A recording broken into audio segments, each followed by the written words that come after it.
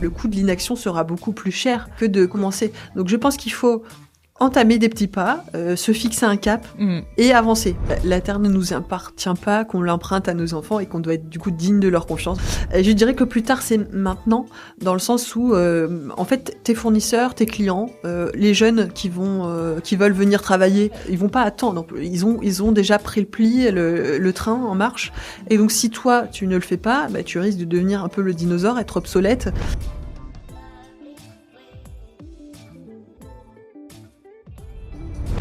Bonjour à toutes et à tous, bienvenue sur Tokaté.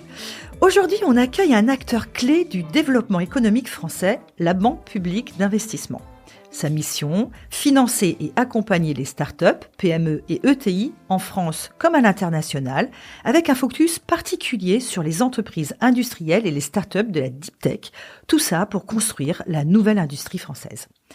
BPI porte une conviction forte, l'engagement social et environnemental est un levier essentiel de compétitivité et de création de valeur. Depuis 2021, elle a mobilisé plus de 40 milliards d'euros dans son plan climat pour accélérer la transition écologique et énergétique des entreprises. Pour en parler, j'ai le plaisir d'accueillir celle qui pilote la coordination plan climat en Hauts-de-France, c'est Fanny Lepau. Après un parcours de chargée d'affaires dans l'innovation et auprès des entreprises de software, elle accompagne aujourd'hui la transition environnementale des entreprises de la région. Avec Fanny, nous allons décortiquer le plan climat, l'engagement social et ce que signifie concrètement accompagner la transformation durable des entreprises.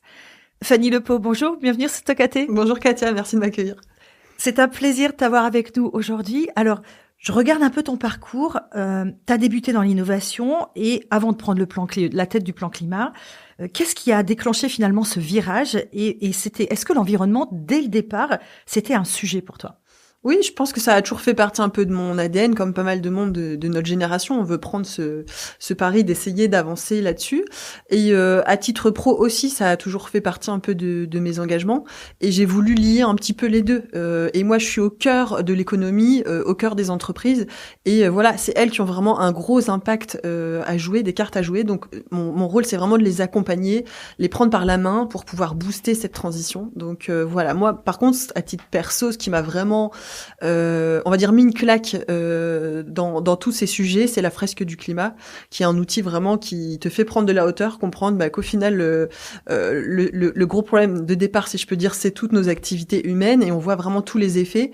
Et je pense que ça c'est vraiment voilà ce qui m'a picousé au climat. Et maintenant je peux plus mettre de hier et revenir en arrière, on va dire. Ouais, une fois que tu sais, c'est voilà, terminé, tu reviens plus en arrière.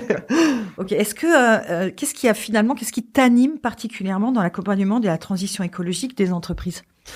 C'est le fait de pouvoir un peu concilier. À titre perso, je pense qu'on peut pas être spectateur, donc il faut vraiment qu'on mène des actions. Et à titre pro, c'est ce que je te disais, les entreprises sont au cœur de toutes ces actions. Et donc moi, je veux pouvoir faire un trait d'union un petit peu entre cette question d'impact et d'économie. Et les deux ne sont pas antinomiques, c'est ce qu'on entend souvent, mais non. En fait, innover avec des nouveaux business models, ça peut te permettre d'avoir de nouveaux marchés. Enfin, en gros, il faut comprendre que c'est une opportunité, cette transition, et pas une contrainte. Et donc, en fait, si tu repenses ton modèle, beaucoup de choses peuvent s'ouvrir à toi. Et donc, moi, l'idée, et c'est ce qui fait sens dans mon métier, et c'est ce que j'adore et ce qui me passionne, je me sens utile, je peux les accompagner et vraiment accélérer la transition sur le territoire. Pour toi, c'est quoi une entreprise responsable ? Alors, une entreprise responsable, pour moi, c'est une entreprise qui a compris que son activité déjà elle avait un impact à la fois environnemental, social, sur le territoire également, parce que au niveau de la biodiversité tu peux avoir des impacts. Donc voilà, l'idée c'est déjà de prendre connaissance de ça et ensuite de se dire comment je vais créer de la valeur ajoutée dans ma chaîne de valeur, dans tout ça, et comment je vais réétudier tout ça. Et donc je pense que un entrepreneur qui est vraiment en transition, il se pose 3 questions, on va dire. C'est est-ce que dans un monde bas carbone en 2030, mon business model existera est-ce qu'il sera toujours viable? Et sinon, en fait, comment je le fais évoluer? Je pense que ça, c'est vraiment primordial pour eux d'aller se questionner sur tout ça. Alors, plus qu'une entreprise, finalement, c'est un entrepreneur. Exactement. Doit être responsable. Exactement. Entrepreneur, mais quand je veux dire entreprise, parce que pour moi, ça se joue à toutes les strates. Enfin, il faut pas qu'il y ait un bonhomme là-haut qui décide de tout. Il faut qu'il embarque, pour moi, les achats, la production, la direction aussi, évidemment. Mais je pense que c'est important qu'on ait tous une carte à jouer, des idées à partager. Pour moi, la transition, c'est quand même quelque chose de très collectif. Et même un entrepreneur seul, pour moi, ne va pas aller très loin. Donc, il faut qu'on partage. Oui, c'est à la fois les parties prenantes internes et parties prenantes externes aussi. C'est pas uniquement embarquer ses collaborateurs et l'ensemble de sa direction, mais c'est aussi d'aller insuffler un peu tout ça auprès des parties prenantes, que ce soit des fournisseurs, que ce soit des investisseurs, et donc vous, finalement. Mais là, pas besoin. Vous êtes déjà dans la démarche. On est dans la boucle. Ok. Alors, la BPI, elle accompagne des milliers d'entreprises chaque année. Qu'est-ce qui différencie votre approche sur les enjeux sociaux et environnementaux ? Je pense que ce qui est intéressant dans ce qu'on a construit, c'est qu'au final, on a un accompagnement, on a du financement et on a aussi tout ce qui est mobilisation collective. Donc on est là à plusieurs stratégies. Enfin, on va vraiment du coup les accompagner, essayer de financer la suite des plans d'action. Donc ça c'est important. Et il y a aussi cette dimension collective sur laquelle j'insiste parce qu'en fait on n'est jamais seul nous pour faire tout ça. On va s'appuyer sur plein de personnes de l'écosystème. Ça peut être l'ADEME pour qui on est opérateur de pas mal d'outils. Ça peut être les banques. Enfin voilà, l'idée c'est qu'on soit plusieurs autour de tous ces sujets et qu'on arrive vraiment à embarquer du monde autour de ça. Donc la BPI, c'est à la fois une banque d'investissement, mais c'est aussi une tête de réseau finalement pour accompagner sur l'ensemble de ces sujets qui sont quand même assez forts et assez importants. Est-ce que tu peux nous présenter, on a évoqué le plan climat en intro, est-ce que tu peux nous présenter ce plan climat? En fait, ça consiste en quoi exactement et c'est quoi l'objectif? Bien sûr. Alors, c'est l'origine de mon poste. Donc, l'idée, c'est que on veut mettre la transition au cœur de vraiment de tout notre business. Donc, tous les métiers de BPI France. Donc, que ça soit le financement, l'investissement, la garantie. Enfin voilà, on embarque tout le monde. Et donc, pour ça, on a créé un plan climat. Donc, en 2020, avec 3 grands piliers. Donc, le premier, c'était mettre en transition le plus d'entreprises possible, avec tout un continuum d'accompagnement et de financement dont je vais vous parler. Ensuite, c'était booster la croissance des offreurs de solutions et des green tech. Et pour finir, le dernier point important, c'était aussi soutenir la croissance de tout ce qui est développeur énergie renouvelable, d'énergie décarbonée. Donc ça, c'est très important. Donc on avait lancé ce premier plan climat qui était sur 3 ans, on va dire. Donc c'était quand même 20 milliards d'euros sur la table, plus de 6000 entreprises mises en transition. Donc beau pari. Beau pari. Et parce qu'au final, c'était assez novateur sur le marché. Et là, on amplifie parce que ça marche au final et ça prend très bien. Et donc, on veut continuer. C'est une de nos missions un peu d'intérêt général. Donc là, on remet encore au pot. Donc, il y a encore 35 milliards d'euros qu'on a remis sur la table là, sur les 4 prochaines années, on va dire. Et le but, c'est de faire un porte-à-porte de masse, vraiment. Donc, on va toquer chez tous nos clients et on va les embarquer. D'ailleurs, notamment, donc c'est 20 000 entreprises qu'on veut aller rechercher en plus. Donc, c'est assez colossal. Mais on veut surtout aller chercher les entreprises un peu brown, enfin celles qui sont pas vertes justement, et qu'il faut commencer vraiment à tirer par la main et dire bon allez maintenant les gars on y va, on trouve un plan d'action, on vous accompagne. Donc ça c'est très important. Donc voilà, donc sur le premier pilier accompagner les boîtes, on a lancé tout un panel de financement et d'accompagnement. Donc en financement, l'outil phare qui est connu chez nous c'est le Prêt Vert qui finance les plans d'action. Et en termes d'accompagnement, alors je vais pas tous les citer, mais on est partenaire avec l'ADEME qui a lancé avec nous pas mal de diagnostics. Par exemple, le diag écoflux pour faire un état des lieux de tout ce qui est flux d'énergie, matière, eau, déchets. Le diag décarbonation pour faire un bilan carbone. Et j'en passe. Enfin, on en a à plusieurs étapes en fait de maturité des entreprises. Et voilà. Et donc l'idée, c'est de vraiment les prendre par la main et pouvoir les accompagner. Et parce qu'en fait, entendre parler du climat, ça suffit pas pour que les entrepreneurs et donc l'entreprise en entier se mettent en mouvement et se disent allez, on y va. Souvent, on reporte à plus tard. Parce que c'est du temps, ça mobilise les collaborateurs, c'est de l'argent, en plus c'est tout au long de la chaîne de valeur et puis ça va chercher aussi sur le bilan carbone. Est-ce qu'on parle surtout dans les entreprises de la tech des questions du scope 3 où là on est vraiment sur la chaîne de valeur et donc beaucoup plus compliqué pour aller avoir toutes les informations. Finalement aller chercher, leur expliquer aux chefs d'entreprise de se mettre en mouvement, c'est compliqué, donc ça prend vraiment du temps. Donc là, on passe au porte-à-porte. C'est le porte-à-porte, clairement, c'est ça. Il faut. Alors, on n'a plus vraiment de climato-sceptiques, ce qui est positif, mais il faut quand même aller les chercher, les convaincre. Enfin, globalement, on entend souvent encore, et je le comprends, mais que dans leur prio, il y a le business, il y a la renta, etc. Mais nous, notre objectif, c'est qu'au final, la transition, l'impact, ça soit au cœur de leurs décisions, de leur management, de leur investissement, au même titre que tout ça. Ouais. Parce qu'en fait, au final, dans quelques années, un jour, il y aura un mur, c'est ce que je te disais. Ouais. Et tout dépend un peu à la vitesse sous laquelle on veut le prendre. Et donc, il faut anticiper.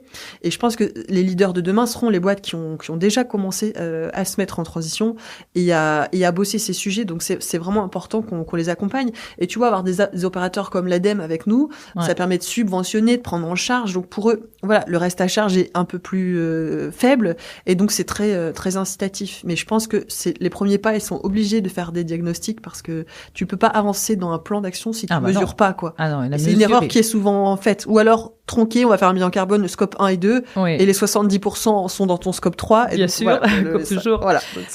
Alors, tu disais le plan carbone, le plan climat, pardon, tu as effectivement la partie où vous accompagnez sur cette partie-là. Vous avez fait là, de 21 à 24 à peu près, 3 années où vous avez lancé. Vous accélérez là en ce moment. C'est quoi l'objectif ? En fait, on garde à peu près ces mêmes piliers. Donc, je te disais, donc sur la partie 1, accompagnement. Alors là, on continue porte à porte. Sur la partie 2, donc qui était sur les offreurs de solutions. Là, l'idée c'est vraiment d'essayer d'aller les chercher parce que on sait que la transition passera par ces boîtes qui ont des solutions vertes. Donc, il faut qu'on soit là pour elles. Il faut qu'on finance un peu de l'innovation de rupture. Tu vois, ça va être les gigafactories de batteries, ça va être les matériaux bas carbone. Ça peut être aussi tout ce qui est recyclage déchets. En fait, il y a énormément de choses qui peuvent s'appliquer à toutes les entreprises, mais aussi à l'industrie. Donc voilà, il faut aller les chercher, les aider à trouver des financements, des investissements. Voilà, ça c'est très important qu'on soit là pour ces boîtes. Et sur la partie ENR, on a toujours eu une position de place. On accompagne très bien sur ces sujets, mais l'idée c'est du coup de booster notre. Il faut qu'on ait cette indépendance énergétique en fait en France. Donc c'est quelque chose qu'on veut aller. Donc on va booster tout ce qui est éolien, photovoltaïque, solaire, géothermie. Enfin voilà, tout ce qui peut exister. Et voilà. Et aussi, on parle beaucoup d'électrification de nos industries. C'est quelque chose qui est très importante aussi pour qu'on se décarbone et pour avoir cette souveraineté aussi énergétique. Alors, vous passez souvent d'une structure à l'autre qui sont des tailles complètement différentes, des maturités complètement différentes. Comment tu t'appréhendes un peu ça? Parce que c'est pas simple de se retrouver avec des entreprises qui sont complètement différentes au niveau de leur engagement et surtout de leur parcours de transition. En fait, c'est un peu ce qui fait notre force. C'est qu'on a toujours accompagné globalement des boîtes ultra différentes. Et BPI, notre idée de base, la création, c'était un peu aussi de combler les trous dans la raquette. Donc, on veut laisser personne sur le bord de la route. Donc, sur des startups, c'est un peu ce que je disais. On va financer de l'innovation verte. On va financer des technos de rupture pour les aider. On va les aider à pouvoir trouver des investisseurs. Voilà, ça va être plutôt un accompagnement là-dessus. Il y a aussi beaucoup d'analyses de cycle de vie, d'ACV faites sur les boîtes Inno. C'est quelque chose de très très utile pour ces boîtes. Sur la partie PME, je dirais qu'on va plutôt du coup voir avec eux quelle est la stratégie, voir quel est le plan d'action. Donc au biais d'un diag que je présentais, et puis ensuite on finance ce plan d'action via du prêt, ça c'est important, sachant qu'on est toujours en COFI chez BPI.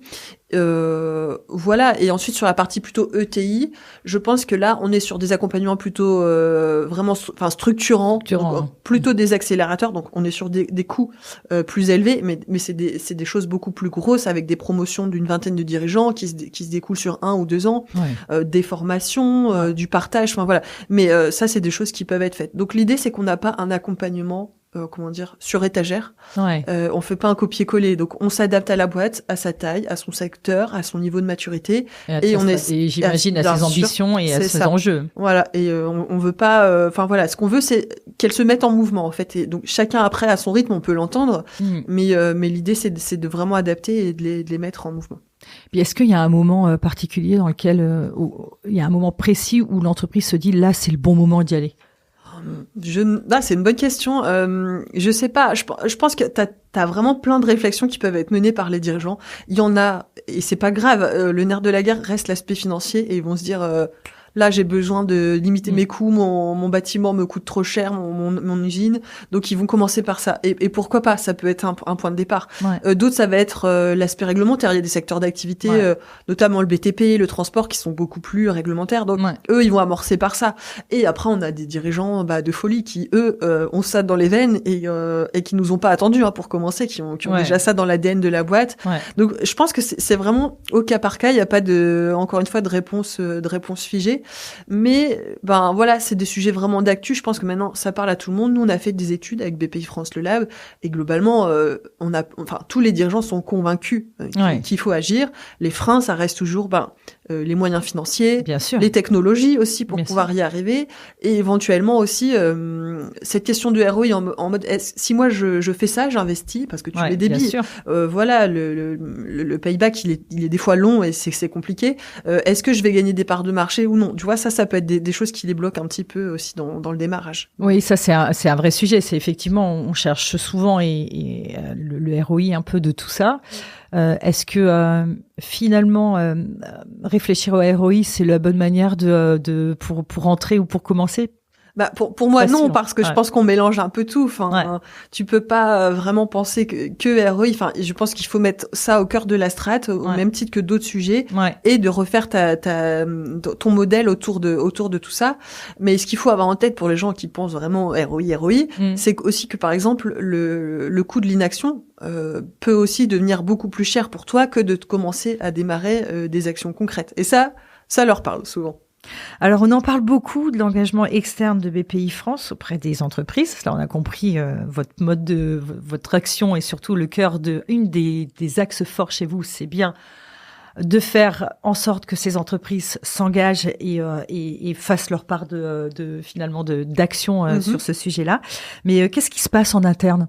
Est-ce que tu sais me dire qu'est-ce que vous avez mis en place particulièrement sur la partie RSE, sur la partie climat? Parce que donner la bonne parole, c'est une chose. Mais qu'est-ce que c'est aussi être modèle, c'est important. Tout à fait. Alors, je vais rester très humble dans cette réponse. On n'a jamais pris la position de se dire on accompagne et nous on est exemplaires. C'est pas du tout la mission qu'on veut se donner. Alors, je dis pas qu'on fait rien, je vais expliquer ce qu'on fait, mais vraiment, nous, notre cheval de bataille, c'était décarboner les boîtes du territoire. Après, bien sûr, du coup, on s'applique à nous-mêmes les mêmes principes, c'est logique. Et les mêmes outils, j'imagine. Et les mêmes outils. On a fait des directs. Non, mais l'idée, c'est aussi de voir, après, chaque structure le fait, à des échelles de temps différentes. Enfin, nous, faut reconnaître, c'est un gros paquebot, donc ça prend aussi du temps. C'est 4500 salariés. Oui, c'est ça, on est dans ces eaux-là. Donc voilà, avec des directions régionales partout en France, un gros siège. Voilà, donc il faut faire, c'est un travail assez long. Donc on a fait ce bilan carbone en fait en 2023, qui nous a permis de comprendre un petit peu où est-ce qu'on était les plus émissifs, et sans surprise sur Banque, c'est Scope 3 nos achats pour environ 70%, donc ce qui est énorme. Donc là-dessus, un gros travail de fond à mener. Ce qu'on va faire, c'est qu'on va interroger tous les fournisseurs. Tous vos fournisseurs. Donc essayer de leur demander leurs émissions carbone, leur plan de transition, et encore une fois prendre par la main les plus émissifs et les accompagner. Donc on va aussi du coup leur proposer des accompagnements. Pour le coup, ça crée chez vous, si on parle de ROI, là, le sujet se pose pas. Voilà. C'est presque, j'ai envie de dire, une raison de s'y mettre encore plus fort. C'est ça. Mais bon, t'imagines que le travail est colossal du coup sur le nombre de personnes qui a embarqué. Donc voilà, ça on commence ce travail cette année et je pense qu'il y aura des ETP dédiés pour le faire. Ensuite, on a mis en place d'autres outils, mais comme beaucoup de boîtes, on limite les trajets où on arrête complètement en avion. On privilégie vraiment le train sur les trajets jusqu'à 4 heures. Donc globalement, c'est ce qu'on fait à quasi 100%. Ensuite, on a des petites actions, mais pas négligeables. Par exemple, on allonge vraiment la durée de rotation de tout ce qui est matériel IT. On a de la seconde main pour le mobilier de bureau. Bon, on peut penser que c'est dérisoire, mais ça reste encore des choses qu'on essaye de mettre en place. Et un gros sujet qui me tient à cœur parce que j'y ai participé, c'est qu'on a fresqué l'ensemble des collaborateurs. Important, parce que si on comprend pas pourquoi on le fait. Exactement. Bien que forcément avec les nouvelles directions qui se posent là sur la question du climat et du plan climat depuis maintenant 4 ans, je pense que la question, j'imagine, de ce virage a été forcément intégrée en interne avec des fraises du climat pour que tout le monde comprenne pourquoi vous prenez ce virage-là aussi. C'est ça. Mais tu vois, c'est encore du temps. Ouais. Donc ça leur demande vraiment de s'y mettre. Mais effectivement, c'est nécessaire parce que nos chargés d'affaires, on leur demande au quotidien de parler climat. Enfin, maintenant, on assume. C'est une faute pour nous si un chargé d'affaires va en rendez-vous et ne pose pas ces questions. Pour nous, c'est plus possible. Oui. Donc voilà. Mais au moins, ils sont sensibilisés. On leur fait des formations aussi au fil de l'eau sur l'adaptation, la transition. Voilà, il faut qu'ils soient formés aussi et aptes à accompagner les dirigeants, les aiguiller. Donc c'est important, tu vois, il n'y a pas que moi, Bibi, avec ma casquette climat, c'est vraiment infusé partout. Ouais. C'est ça. Après, effectivement, c'est aussi dans le cadre de, si on parle plutôt côté people et gestion des RH, avoir la possibilité d'être formé à ces thématiques-là, c'est aussi faire grandir nos collaborateurs au sein d'une structure. Oui, carrément. Alors, tu es aussi à la tête de la communauté du coq vert. Alors, on en parle. Je le montre, ce joli coq vert qui parle à notre coq rouge de la journée. Les deux copains. Les deux copains. Est-ce que tu sais me dire concrètement en quoi ça consiste, cette communauté du coq vert, et finalement, c'est quoi, pourquoi c'est aussi crucial dans la transition? Ouais, donc chez BP on aime les coqs, vous le savez, donc le rouge pour la tech, là le petit nouveau c'est le vert pour puis on a le coq bleu pour aussi. Le vert, on a le bleu, le blanc, on a le jaune, il y en a partout, donc on a une belle basse-cour. Bon, aujourd'hui on en a amené que 2 mais c'est déjà bien. Et ces deux-là bossent bien ensemble en plus parce qu'ils ont beaucoup de synergie. Donc là le coq vert, on a lancé ça avec l'ADEME encore une fois et le ministère de la transition énergétique. Ouais. Et l'idée c'était de créer une communauté d'entreprises. Alors entreprises du territoire, PME, autres qui sont engagées, qui se décarbone. Donc, bien sûr, je parle pas de mettre des pailles en métal à la cantine. On vérifie leur plan d'action et on veut que ça soit avéré. Donc, ça, c'est quelque chose qui est checké. Il suffit pas de candidater et c'est validé. Pareil, tout ce qui est green tech, offreur de solutions, c'est éligible. Développeur ONR, voilà. Donc, tout ce petit monde est rassemblé. Donc là, c'est un peu plus de 3000 entreprises quand même au national. Donc, ça commence à avoir une taille critique. Et là-dedans, tu as aussi des éclaireurs. Ils ont une bonne centaine. Et ces éclaireurs, ils sont là pour embarquer les autres, parce qu'en fait, encore une fois, c'est toujours une question aussi de collectif, et donc eux, c'est des boîtes un peu exemplaires, et l'idée c'est de montrer ce qu'elles, des modèles clairement, montrer ce qu'elles font, ce qu'elles ont réussi à mettre en place, et motiver les troupes. Voilà, donc le but de tout ça, c'est vraiment donc de leur apporter du contenu de formation, des visites par exemple thématiques d'usines, tu vois, ça peut être très intéressant, et surtout aussi créer des événements pour qu'elles se rassemblent autour de thèmes. Donc en région, on fait beaucoup d'événements. Récemment, on a fait une fresque biodive. On va faire un événement sur l'industrie bientôt. Donc voilà, l'idée c'est vraiment de leur apporter du contenu et que entre eux, ils aient un espace. Par exemple, nous on a un groupe WhatsApp un peu informel en région, mais qui marche très bien. Et donc ça leur permet d'avoir un espace où ils peuvent parler des difficultés, des problématiques ou justement à l'inverse de ce qui va et ce qui peut être mis en place. Donc voilà, c'est très important. Les échanges entre pairs restent toujours très inspirants, et puis surtout c'est aussi s'entraider les uns et les autres, parce que ça reste des sujets qui sont pas forcément simples, et on a toujours plus dans plusieurs cerveaux que dans un seul. Voilà, et puis tu vois, ça donne des synergies. Je sais plus si je t'en avais parlé, mais on avait par exemple une boîte de meubles qui se sourçait en colle en Asie, et elle a rencontré du coup dans la communauté un fabricant de colle qui était à 15 bornes. Et là tu te dis bon voilà, en fait c'est aussi faire du business potentiellement grâce à ces liens-là, donc c'est intéressant. C'est des belles histoires à mettre en avant. Alors BPI, on a compris le plan climat, l'axe climat transition, on est à fond, très fort, ça marche bien. Mais il y a aussi la question de la diversité, parce qu'on parle d'engagement sociétal et environnemental, donc sociétal, avec notamment le programme entrepreneuriat Quartier 2030, et puis aussi le soutien aux femmes entrepreneurs.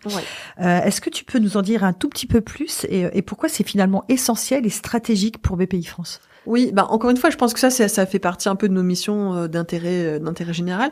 Donc c'est mon collègue Hervé Ducrot qui est responsable création qui pilote ça avec brio et passion. Si tu le lances, c'est bon, il te raconte tout ce qu'il peut faire. On peut aussi embarquer. Tu peux pour le prochain podcast, tu l'appelles. Il fait des choses extra.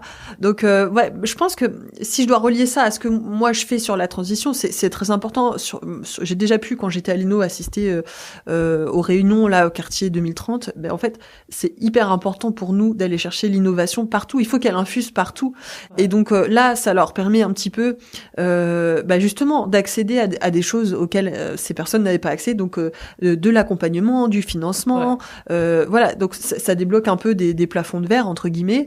Et même chose pour les femmes en fait. Enfin, il reste encore des acquis qu'il faut qu'on aille chercher. On va pas faire trop les féministes, mais un petit peu. Et donc nous, on essaye beaucoup de mettre en avant un peu ce girl power des femmes dirigeantes. On n'en a pas autant que des hommes, mais on en a. Et donc quand on en a, on les met au devant de la scène et on les montre en exemple pour donner envie, embarquer. Donc la société de demain, il faut qu'elle soit inclusive, il faut qu'il y ait de l'inno partout, à toutes les échelles.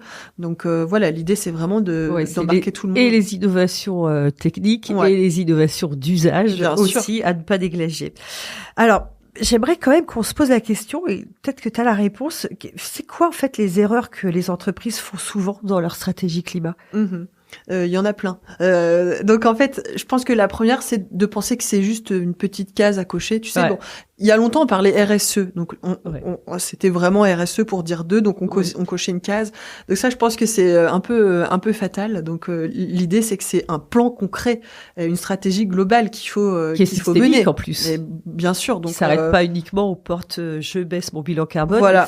Ça englobe aussi la partie sociale, sociétale, qu'on oublie souvent parce que l'environnement, quand on travaille sur l'environnement, c'est aussi travailler avec un écosystème qui travaille dessus, avec un nombre incroyable d'associations extrêmement efficaces sur ces thématiques-là. Comment on arrive à travailler tous ensemble. Donc ça nourrit finalement, quand on rentre par le biais de l'environnement, ça peut nourrir assez facilement la partie gouvernance, la partie sociétale également. Mais c'est vrai, est-ce que tu dis ça soulève aussi d'autres enjeux d'actu, parce qu'en fait, là c'est vrai que je te parle que d'émissions carbone, on va dire, mais il n'y a pas que ça. Et là, nous, on lance aussi des diags qui vont être d'adaptation ou de biodiversité. Ça veut dire qu'on veut qu'ils comprennent que tout ça, ce sont des enjeux beaucoup plus importants. Alors quand je dis biodiversité, malheureusement, les gens pensent abeilles. Bon, c'est pas que ça. Mais oui, c'est vrai que c'est pour ça qui vient en tête en premier quand on. Et c'est pas que ça. Et c'est ce qu'on essaye de montrer, c'est que les activités d'entreprise ont vraiment des impacts globaux. Par exemple, c'est un peu bateau comme exemple, mais au niveau de la biodive, imagine qu'une plante demain n'existe plus parce qu'il y a eu trop de changements climatiques. Ça peut être toute une industrie pharma derrière qui tombe. Donc, tu vois, tu n'y penses pas, mais ton business model demain peut être out juste à cause de ça. Donc, enfin voilà, c'est beaucoup plus c'est global. vrai qu'on oublie de parler des risques liés au climat et des opportunités aussi, cela dit, mais les risques, ils sont quand même assez forts. Les risques sont très forts. Quand on parle de la tech, on parle du réchauffement climatique, on parle des sécheresses, donc on parle du manque d'eau. Les stateurs data, ils se refroidissent pas tout seuls. Ah bah on est d'accord. Donc c'est ce genre de notion-là. C'est vrai qu'on oublie souvent que les risques sont forts et peut-être que c'est un biais assez facile à prendre pour essayer de se dire concrètement, c'est quoi nos risques pour notre entreprise qui est liée vraiment à notre activité par rapport au climat. C'est ça. Et est-ce que finalement, qu'est-ce qu'on fait? Comment on fait pour se mettre en place? Là, après, je reviens sur ta question initiale parce qu'on a dérivé. Mais effectivement, ces questions d'adaptation, nous, on leur en parle parce qu'on parle toujours moyen terme émissions. Mais à court terme, t'as ces risques physiques, d'incendie, d'inondation, de sécheresse, de gonflement des argiles. Enfin, voilà. Et donc, nos boîtes, on veut les informer. Donc, nous, on a développé un outil en interne, risque, qui leur dit, alors ça vaut ce que ça vaut. C'est pas 100% validé, mais en fait, voilà, à date, vous avez un risque, par exemple, sur un aléa dégâts lié à l'eau. Est-ce que vous êtes au courant? Est-ce que vous avez, formé vos salariés sur ces sujets? Est-ce que vous avez un plan d'action? Et au niveau assurance, est-ce qu'ils sont couverts? Enfin, en gros, tout le modèle assurantiel peut être remis en question demain. Bien sûr. Là, on voit avec les canicules, les inondations. Donc ça, c'est quelque chose de crucial et on veut les embarquer là-dedans à court terme. En fait, donc, avec ce diag adaptation pour éviter un peu l'inévitable, si je peux dire, et vraiment prendre ces sujets maintenant. Et du coup, dans les erreurs, je disais donc ne cocher qu'une case. Je pense aussi que la grosse, et qui est souvent faite, et je l'ai déjà cité, c'est de pas mesurer. Parce qu'en fait, tu mènes une mauvaise bataille si tu n'as pas calculé. Complètement. Donc ça, c'est... Parce que du coup, tu mènes une mauvaise bataille, mais surtout, tu vas pas mettre en place les bonnes actions. Voilà, c'est ça, c'est clairement ça. Donc, après, ça a des effets assez forts sur si c'est pas les bonnes actions, c'est pas les bons résultats, et donc la crédibilité externe comme en interne. Voilà, et même au niveau du greenwashing, en mode oui, j'ai décarboné, j'ai mis du LED, mais si ton émission était ailleurs, c'est pas top en termes d'image et pour tes clients ou donc pas communiquer trop vite. Et puis encore une fois, je pense que c'est ce que je disais, il faut pas que ça soit que porté par une personne, il faut que ça soit vraiment dans toutes les strates il faut qu'on embarque toute l'entreprise et l'écosystème, les fournisseurs, les achats, enfin tout en fait. Donc ça c'est quelque chose systémique. Toujours encore une seul mot, on revient sur les questions systémiques. Mais quel regard toi tu portes sur les dynamiques des sociétés à mission ou des Bicorp, parce que pour le coup c'est des sujets qui sont hyper importants pour ce genre de modèle. Oui. Est-ce que finalement c'est utile pour réussir à embarquer tout le monde? Je vais pas dire que c'est pas utile. Enfin, pour moi, que ça soit Bicorp, Ecovadis, enfin, en fait, il y en a plein. On en voit beaucoup de nos boîtes qui ont ça. Je pense que c'est intéressant dans le sens où elles vont structurer une vraie démarche, avoir des indicateurs, des KPI, une gouvernance aussi, voilà, une raison d'être même quand tu es entreprise à mission qui est vraiment clairement définie. Donc ça, je pense que c'est du plus. Voilà. Et après, il faut que ça soit bien utilisé. Je pense que c'est ça aussi le biais. Après, Bicorp, c'est pas forcément sur nos normes françaises, mais c'est intéressant en fait. Mais je pense que voilà, donc ça permet de vraiment de structurer. Et donc ça, pour moi, c'est positif sur cet aspect-là. Alors, si tu avais un conseil à un dirigeant qui pense encore que l'impact et la RSE, c'est pour plus tard, ça serait quoi? Je dirais que c'est un peu du suicide et que plus tard, on assume chez BPI, on n'a pas peur de mettre un petit coup de pression. Et je dirais que plus tard, c'est maintenant, dans le sens où, en fait, tes fournisseurs, tes clients, les jeunes qui veulent venir travailler, enfin voilà, en fait, tes banquiers, tout ça, ils vont pas attendre. Ils ont déjà pris le pli, le train en marche. Et donc, si toi, tu ne le fais pas, tu risques de devenir un peu le dinosaure, être obsolète. Et les leaders de demain, encore une fois, ce sera ceux qui ont embarqué, qui ont compris que transition, ça peut être innovation, compétitivité, nouveaux marchés. Donc voilà, pour moi, je pense qu'il faut pas oublier Par ces contre, aspects. c'est aussi un investissement. C'est aussi un investissement. Il faut pas se le cacher. On est d'accord. Et notamment, je pense sur des boîtes industrielles. On sait très bien que l'investissement, il peut être sur 10-15 ans. Mais je pense que les boîtes industrielles ont aussi cette habitude, c'est-à-dire que quand tu achètes une machine, tu sais très bien qu'elle sera pas rentabilisée dans 2 ans. Donc voilà, mais effectivement, il faut pas se cacher que c'est un investissement, c'est du travail, tout ça, mais en fait, on n'est plus à la question de se dire est-ce que j'y vais ou pas. Il faut y aller, il faut enclencher quelque chose. Alors, c'est peut-être un peu différent du côté des boîtes de la tech qui ont un esprit très il faut aller vite, il faut faire vite, on n'est pas avec des investisseurs aussi qui les challenge pas mal. Et on n'est pas même si certaines entreprises le sont, on sent que le long terme, c'est vraiment pas un sujet primordial. Non. C'est plutôt le court terme qui compte tout le temps. Oui. Donc, c'est compliqué de mettre en place une démarche aussi long-termiste avec une mentalité très court-termiste. Non, mais bien sûr. En plus, c'est des boîtes qui sont jeunes et beaucoup moins structurées. Donc, tu peux pas aller aussi loin. T'as pas non plus la bande passante. Donc, il faut adapter. On a des diags différents. Par exemple, on a un diag impact pour les startups qui marchent ultra bien et qui leur permet déjà de faire un gros bilan. Donc ça, c'est important. Après, comme je le disais, elles font beaucoup d'analyses de cycle de vie. Et alors, je veux pas faire de généralité, mais c'est vrai que dans la tech, c'est souvent aussi des jeunes et qui ont quand même, je pense, malgré tout, en tête ces sujets et qui essayent de l'aborder quand même dans leur modèle. Et ça, je trouve que c'est positif. Alors bien sûr, t'es dans l'IoT, tu peux pas te fournir en capteur exclusivement en France, c'est pas possible. Mais il y en a qui essayent. Il y a quand même des boîtes qui vont essayer sur du logiciel d'enlever les fonctionnalités inutiles. T'as des boîtes qui essayent d'aller sur des sites internet. Je sais pas si je peux dire vertueux, mais tu vois, avec des data centers propres. Enfin, ils essayent ou avec des images beaucoup moins lourdes. Voilà, c'est ça. Il y a quand même quelques réflexions. Mais effectivement, on va être sur une logique un peu plus court terme sur des jeunes boîtes, et ce qui est normal. Et souvent, il y a des fonds d'invest derrière. Donc normalement, qui commencent à appliquer aussi ces mêmes principes que nous, mais du coup c'est un peu plus rapide. T'as pas la même latitude qu'une PME familiale, on va dire. C'est un peu. Oui, puis c'est plus compliqué parce que financièrement, quand elle commence la start-up, faut que le cash y rentre. Faut que le cash y rentre. Mais après voilà, tu vois, il y a quand même beaucoup d'outils, même gratuits en fait. Si tu réfléchis sur le marché, dans les chambres de commerce, Rêve 3 en région, donc. En vrai, je pense que si tu veux vraiment démarrer quelque chose, tu as les outils. Et je pense que tout se réduit pas à la question financière parce que vraiment il y a des accompagnements dédiés. La vraie question, c'est de réussir à trouver le bon accompagnement. Exactement. Mais ils peuvent venir, du coup, on va les aiguiller.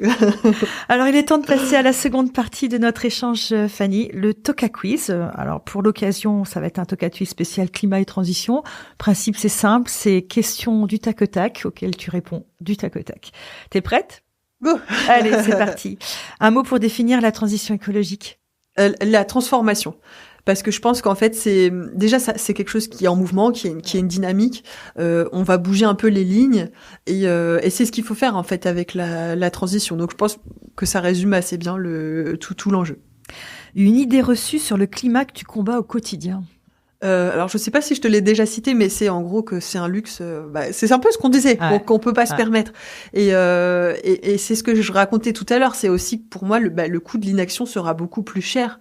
Voilà, que de commencer. Donc je pense qu'il faut entamer des petits pas, se fixer un cap et avancer. Peut-être à des rythmes différents, mais l'idée c'est de ne pas rester là, buté et de ne pas vouloir avancer. Donc voilà. La première chose qu'une entreprise devrait faire pour réduire son impact environnemental. Je pense que tout le monde l'a compris. Un diag. Voilà, faire un diag. Parce qu'encore une fois, on peut pas réduire ce qu'on mesure pas. Donc, mesurer. Ton geste écolo préféré au quotidien? Moi, ça fait un moment que je suis flexitarienne. Alors, bon, c'est pas grand-chose. C'est quoi la flexitarienne? Mais alors, en gros, je mange quasi plus de viande. Ou de temps en temps, tu vois, je me l'interdis pas. Mais en tout cas, si j'en mange, c'est choisi et ça va être.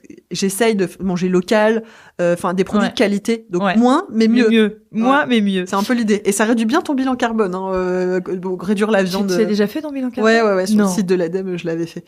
Donc je crois qu'en moyenne, c'est 10 tonnes par Français. C'est quoi, Scope 3? Oui, j'ai pas les vaches dans le jardin, donc. Une innovation climatique qui te donne de l'espoir.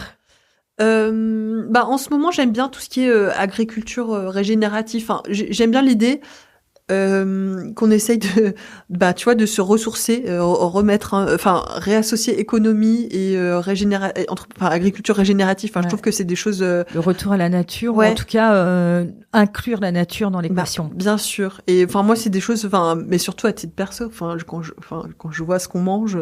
Je trouve ça assez dramatique en fait. Et je pense que d'avoir des gens qui essayent de reproduire comme avant, justement d'être dans le régénératif et qui arrivent à être rentables. En fait, on s'est éloigné trop des bases et il faut qu'on y revienne en urgence. Quand tu vois qu'on a revalidé des pesticides, on est reparti sur les pesticides qui avaient été exclus et on repart. Est-ce qu'on retient la leçon? Ça, c'est toujours la vraie question. Un livre, un film ou un documentaire qui a changé ta vision de l'environnement? Moi, c'est la BD de Jean Covici, Le Monde sans fin. Et je pense que beaucoup de gens l'ont lu. Mais elle est vraiment chouette parce que elle vulgarise super bien tous ces sujets, que ça soit de changement climatique, que ça soit aussi de limites physiques de nos modèles économiques. Et je trouve qu'en plus, elle est drôle. Franchement, elle est bien faite, elle est amusante et tu comprends plein de choses. Aussi sur le nucléaire, tu vois, il y a aussi beaucoup de vulgarisation parce que t'as des écoles différentes sur ces sujets, mais tu comprends que sur les mix énergétiques qu'on veut avoir, on peut pas, finalement, on peut pas s'en passer. Non, on peut pas. Pour l'instant, c'est un peu tôt. Voilà, c'est ça. Donc, je trouve qu'elle est vraiment bien. Elle est percutante. Jean-Claude, dans sa BD, il y a une phrase super sympa qui disait: la sobriété et la pauvreté sont deux façons de moins consommer, mais la première est choisie et la seconde est subie. Et ça, je trouve que ça s'applique trop bien en fait à la transition. C'est où est-ce qu'on se met en action maintenant volontairement et ça va, ou demain on se prend un mur et ce sera de façon violente et subie. Et donc je trouve que c'était assez sympa.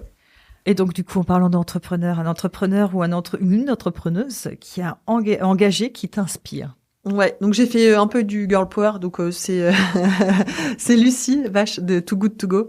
Et je trouve en gros, je trouve que c'est une idée, c'est pas une idée bête du tout, c'est pas ce que je veux dire, mais en vrai c'est quelque chose que tout le monde tout le monde s'est déjà posé la question, en fait de tous les invendus qui sont jetés au niveau des commerces. Et c'est vrai qu'en fait une asso ne peut pas passer dans des boulangeries pour récupérer 2 sandwichs et un flan, c'est impossible. Donc c'est des choses qui étaient jetées. Et là en fait sur le principe c'est des box surprises, donc je crois que c'est 4 €. Alors, j'ai pas le business model complet en tête, mais l'idée c'est que tu vas payer 4 €, t'as des produits surprises, mais qui en valent à peu près 3 fois plus. Et au lieu de mettre dans un sac et de tout jeter, le commerçant il va préparer 4-5 paniers et les gens vont venir les récupérer et les payer. Et puis tout le monde est gagnant. Tout le monde est gagnant. En vrai, c'est un business model ultra simple, mais combien utile. Je trouve que c'est génial en fait comme idée. En 2030, tu rêves de voir quoi comme changement concret? Wow. Du coup, je pense que c'est encore un rêve parce que 2030 c'est demain quand même.